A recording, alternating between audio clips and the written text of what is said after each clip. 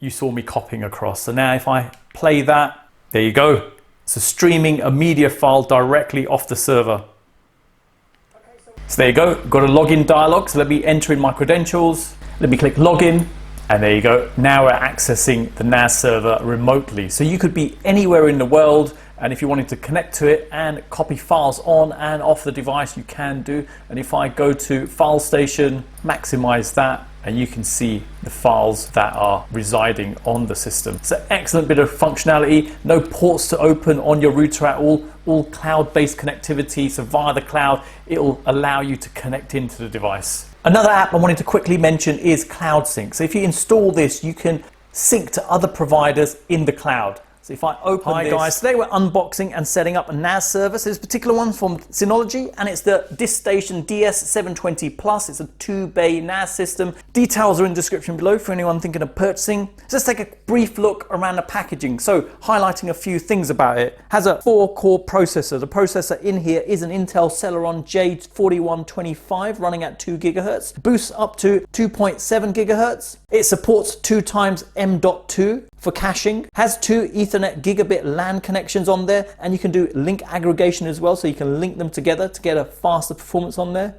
Memory wise, it has 2 gig of DDR4 RAM on board, and it's expandable up to 6 gig. And the system itself comes with a 3-year warranty, which is extendable up to 5 years with an additional warranty pack. Coming around the side, a few things to highlight. So file sharing, share files with anyone no matter the device, anywhere access, easily access files, services and applications wherever you go, and cloud synchronization. Synchronize data across multiple devices with your own cloud. Looking on the back, some hardware details which I've already mentioned, including the package contents there. Coming around this side highlights multimedia, so you can stream photos, movies and music files to your mobile devices or TV. Mobile support, enjoy file sharing or multimedia streaming on the go with mobile apps. Data security, safeguard system resources and data with robust security tools. So let's open it up and see what you get in the packaging. Okay, so you know the routine. I've laid out everything you get in the packaging, so let me quickly run through the items one by one. You get a quick installation guide, and if I open this up, writing is in English in here and pictures of how to install the hard disks into the device. Next we have a power adapter, and the cable length on this is 107 centimeters, just to show the connection point on there. It's a specific one for this device. And coming around the back, DC output on this is 12 volts, 5.41 amps, 65 watts. Cable and power adapter build feels good. UK power plug on here, fused for the UK, which is good, and it's a connection point you'd use on a PC, just a note. Cable length on this is 48 centimeters. Again, cable quality is good. You get 2 Ethernet cables with this. Each cable is 130 centimeters and good cable quality on these. Get a bag of screws to screw in hard disk into the caddies. You get a set of 2 keys for locking the disk caddies in there so people can't easily pull them out. Coming to the Diskstation in terms of size, the height is 16.6 centimeters, the width is 10.6 centimeters, and the depth 22.3 centimeters. All plasticky build quality to it, a matte finish going all the way around. You've got their branding on this side. If I spin it around here, you can see their branding there as well. Coming around the front, you can see the indicator lights there, so status, disk 1, disk 2. You've got a USB 3 connection point at the front, and the power buttons just over here. Model numbers shown there. Coming around the back, location of the fan, you've got a reset point here, 2 Ethernet connections, locking point here, eSATA connection point, DC in for the power adapter, and a USB 3 connection point there. Coming underneath the device, you've got 4 rubber pads here, thick rubber pads to stop it from slipping on a surface. And then you can see 2 notches here. If I flip one of them open, flip the other one open too, and that's where the M.2 memory goes in, and the connection point's just below here. Looking at the front, you've got the 2 caddy locations, and it's just a matter of pulling it up. The caddy comes out. Pull the other one out as well, just to show you inside. And looking inside, you can just see the SATA connection points there. With the caddies back in, just to show the key for locking mechanism, you can just turn it and it's locked into place. This one isn't. You can see the difference, nice and tightly locked. Let's make a start at setting this up. So in terms of installation, we need to install the hard disk first of all. So let's take one of the caddies out. And the way this works, if you had a 3.5-inch drive, it can sit directly in there. But if you had the smaller 2.5-inch drives, you'd use the screws that they provide with this, and you just screw it directly onto the bottom there. Now in terms of the 3.5 inch, just pull off the sides there, both sides, take the hard disk, and it sits directly on there. And then what it does, the hard disk has screw locations and it just locks into those locations. So if I now put that on, let's lock that side, coming around the other side, and now that's locked in. And if I hold it like so, you can see it's firmly in there. This particular hard disk, Seagate Ironwolf NAS drive, and it's 6 terabytes. Got another one which is 2 terabytes. There you go, so the hard disks are installed now. Next, let's get this connected up. So power adapter cable gets plugged in there, and I can plug this into a power source. DC connector goes in like so. And then we've got the 2 Ethernet cables. You can plug these into your router, or if you had a network switch, you can plug it into that. And then that's it, you're ready to go. Let me connect up the other ends and we'll power this on and see what happens. The server's all connected up now, and I've got my sound level meter just by the server. And when I power it on, I'll leave it on for a few seconds. We can get an idea what the sound levels from this are. Now, if I go quiet for a moment, ambient noise levels in the room are 35.5 decibels. So let's power this on. There you go, it's pretty quiet, it's come on. You can see the status light flashing away, disk lights are on, disks have been powered up, I could hear them spinning away, light indicators blue there now, so it's powered up. Noise levels wise, we're talking about 43 to 43.5 decibels from this. Let's make a start at setting up this server. Now there's 2 ways of doing this, so let me show you the first way. Now there is a possibility of migrating your existing drives across. So let me initially show what will happen if you had a completely fresh system. If you go to a web browser and you type in Synology Assistant, you can see in the search results there's this, Synology Web Assistant. Now going to that, give it a moment, and what this does, this actually scans your local area network and it tries to find the server for you. And there you go, it's found it there, and you can see the IP address for the server just over here. If I click connect, end user license agreement here, we'll agree to that, click OK, and there you go, this is ready to set up with a fresh set of disks. So if I click setup, install Diskstation Manager on there. So just go through the setup on this and then you're ready to go. So next, let me show another method of picking up the disk station, and also the fact that you could take disks out of another disk station and put them in the server and migrate the data across. So there's another possibility as well. Now I'm at my Android phone. The Wi-Fi it's connected to is the same network the NAS server's on, and I've got an app called Net Analyzer on there. If I click on there, click the scan button, let's give it a moment.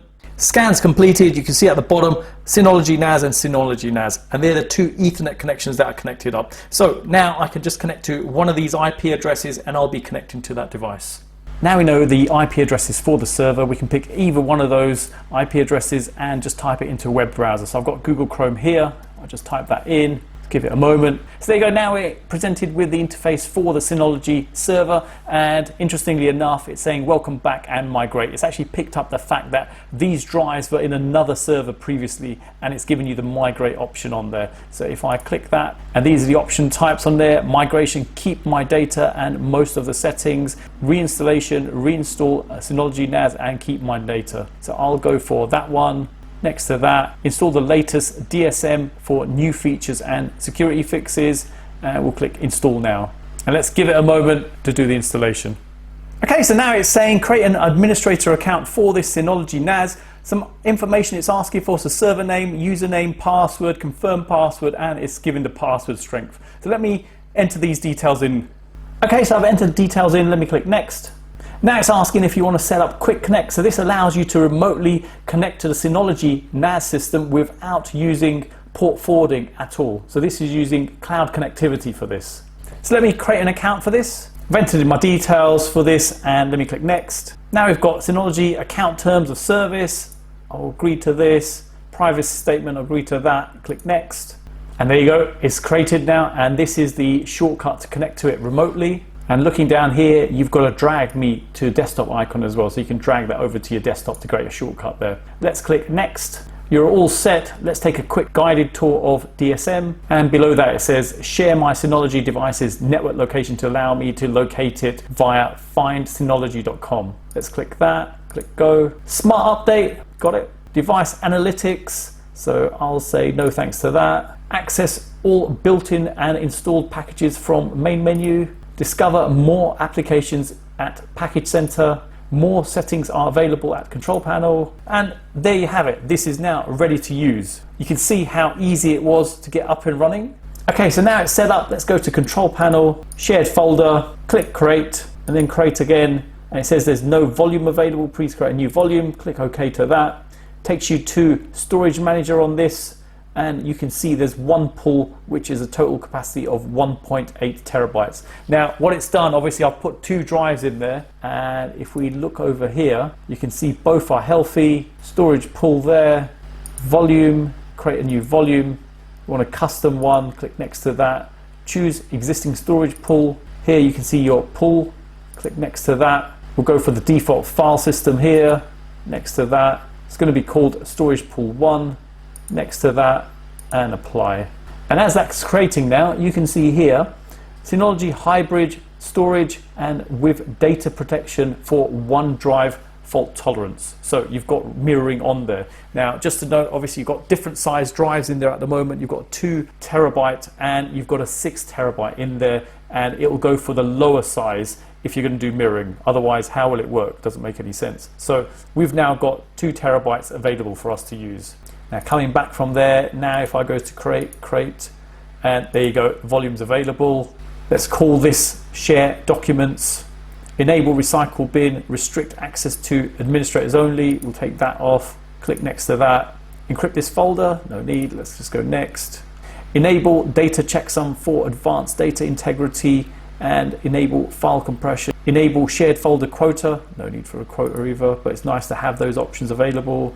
Summary of the details and apply. Then it's permissions, so who has permissions to this? So by default admin does and Geek Street account does. Then you've got a guest account which has no access, so we can say OK to that, and there you go. Simple as that to create your new share. Coming down here, file services, you can see SMB, AFP, NFS, and SMB's enabled. Coming down, just show the other details. FTP's on there, TFTP's there too, rsync and advanced on that. Let's look at users, you can create more users. Groups as well, you can create new groups if you wanted to, or add to existing ones. So I'll just show one of these. Permissions. Okay, speed limits as well, so you can limit speed, which is nice. Okay, I didn't know they had that option in there. Domain LDAP, so if you have an Active Directory, you can get it joining your domain. Quick Connect, so my Quick Connect details are in there, so I'll show that in a bit, connecting to that. External access, DDNS, router configuration, advanced. Network, so server name there, you can set DNS servers, proxy there. Network interface, so you've got the 2 LAN connections there. And now if I go to that, create a bond, and this is where you can do your link aggregation. So these are the options available. So adaptive load balancing does not require any special network switch port and can support 2 different switches. Dynamic link aggregation, you've got balance XOR and active standby. So we'll just go for adaptive load balancing. So it uses both the Ethernet connection points. Next to that, get the IP address automatically via DHCP, apply to that. Services on each bonded interface, for example, firewalls and DHCP setting will be disabled once bond is created. Do you want to proceed? Yes to that. And there you go, the link aggregation is created now. So if I go to network interface, you can see bond 1 connected. And if I drop that down, you can see it's a gigabit connection on each one using DHCP. That's it. Let's come along. Traffic control, I create, you can see there, all ports or certain ports you can restrict bandwidth, which is pretty cool. Static route, DSM settings, okay, and that's that. Coming down, DHCP server, so looking in here, there's an edit and enable DHCP option. Vendor, Pixie. Security, next, looking in here, general, so set up a browser automatic logout timer for DSM, including the web applications. Some additional things here, quickly going down. Then firewall, you can enable firewall protection. Denial of service protection helps to prevent malicious attacks over the internet. Account auto block, enable this option to block IP addresses with too many failed login attempts. For supported services and packages, please refer to DSM help. So that's a useful one. Scrolling down, you've got the allow block list. So let's click on create single host or an IP range on there. Coming back, then the block list, click on that. and you can block for a certain period or forever. Okay, let's go back. Certificate, so you can add additional certificates in there for security, advanced. Now coming down, info center, details about the device here, clicking network, IP address related info there, storage, you can see here the disks we've got on there, service, so the different services that are currently running, device analytics, you can enable that if you wanted to, but I've said no to that. Next we've got Synology account and details regarding the account saying it still needs to be activated. Then we've got theme, so different themes for the interface here, you can change them if you wanted to, you can even change the welcome title and message to. Regional options, straightforward regional settings there, you've got language there, NTP service, then you've got notification, so you can set up an email recipient to be notified for certain events. So if I click on there, you can just put in an email address and then obviously pick your service you want to use. SMS, so if you had an SMS service provider, you can get it set up through this to send SMSs out. Push service, enable notification service to receive notification messages via mobile devices and browsers when status changes or error occur to the system. And then advanced, you can see there the different events through them just to show, and you can see what gets done. So email sent for these, SMS or mobile for these, and you can just change them as you want. Okay, next we've got task scheduler, and this is where you can define your own tasks. So if I do scheduled task, user defined script, recycle bin. Okay, so you could actually set up a task to clear out the recycle bin if you wanted to. Task settings, empty all recycle bins. So pretty good, they've got that. Coming down, then you've got beep control service, also got triggered task, user defined script. If I go to action and settings on this. Okay, next you've got hardware and power, clicking on there. So in general you've got memory compression, enable memory compression to improve system responsiveness. Power recovery, restart automatically when power supply issue is fixed. Enable wake on LAN 1, enable wake on LAN 2. And that's good, so you've got wake on LAN options on there, so if it went into a sleep mode it can be woken. Beep control, beep when the following situations occur, so that's good, so you know the device will be beeping just to warn you. Fan speed mode, you've got 3 different modes, it's currently in quiet mode. LED brightness control, so you can take that LED brightness down and set schedule, so LED brightness at certain times. Power schedule, so this is good, you can set a startup and shutdown schedule on a daily basis. So if you're not going to use it, say in the middle of the night, then you can have it just power down and then turn on at a certain point. Hard disk hibernation, that's good, standard functionality here, and UPS. So if you had a UPS in case of a power failure, you can keep the server running. Next you've got external devices, nothing's connected, and you've got printer as well, you can add a printer from here too if you wanted. Okay, then you've got update and restore, applications, privileges, application portal, indexing service, shared folder sync, terminal and SNMP, just to show terminal and SNMP. And that's it, that's all the options you have here. Now coming into Package Center, Synology Package Center terms of service, we'll agree to that. Acknowledge the privacy statement, and there you have all the additional apps in there. So some of them are pretty useful, I've used them on my existing NAS. And let's install Media Server, and if I scroll down you can see some of the items also available in there.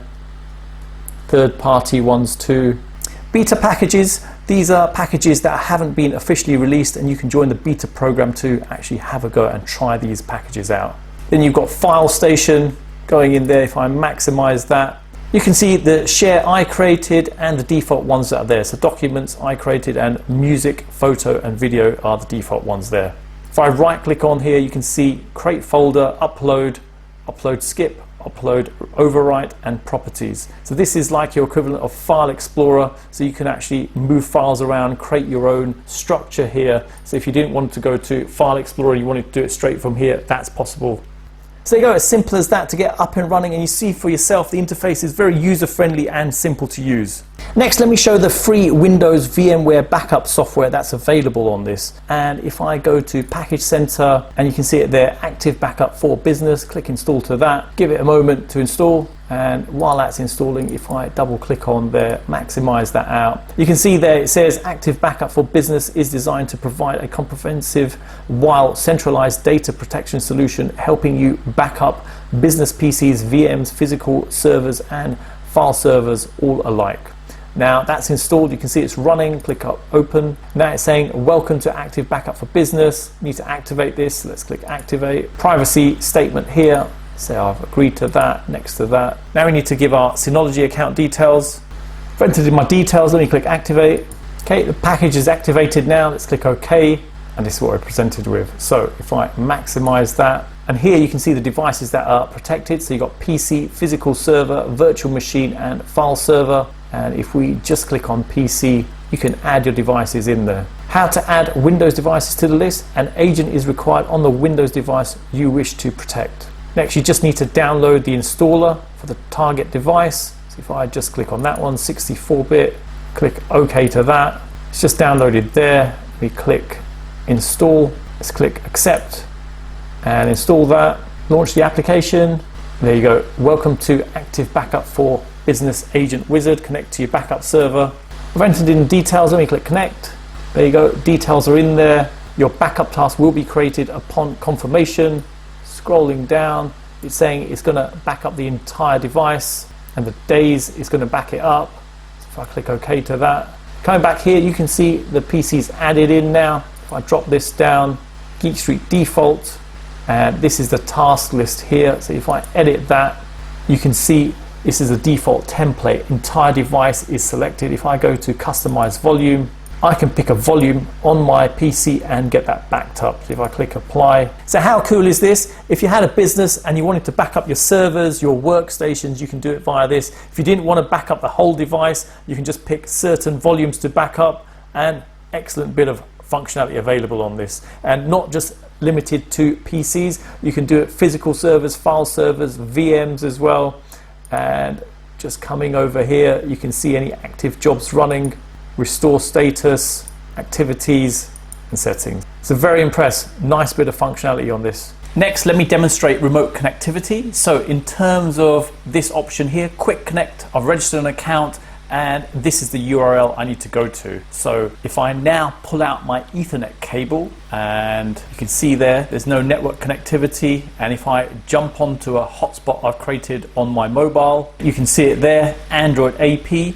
Now if I try going to this website, which is the access point on the server, should fail in theory. There you go, can't reach it. So now if I open up another page, go to the URL they provided, try connecting. So there you go, got a login dialog. So let me enter in my credentials. Let me click login, and there you go. Now we're accessing the NAS server remotely. So you could be anywhere in the world, and if you wanted to connect to it and copy files on and off the device, you can do. And if I go to File Station, maximize that, and you can see the files that are residing on the system. So excellent bit of functionality, no ports to open on your router at all cloud-based connectivity. So via the cloud, it'll allow you to connect into the device. Next, let me demonstrate accessing a share on the NAS server. So I know the IP address. If I go here, there it is. If I connect to it, asks for the credentials. So let me enter that in. Let me click OK, and there we have it, accessing the shares on there.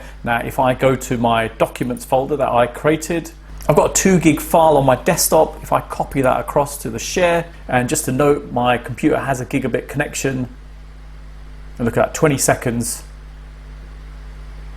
It's running really well. Performance is very good on this.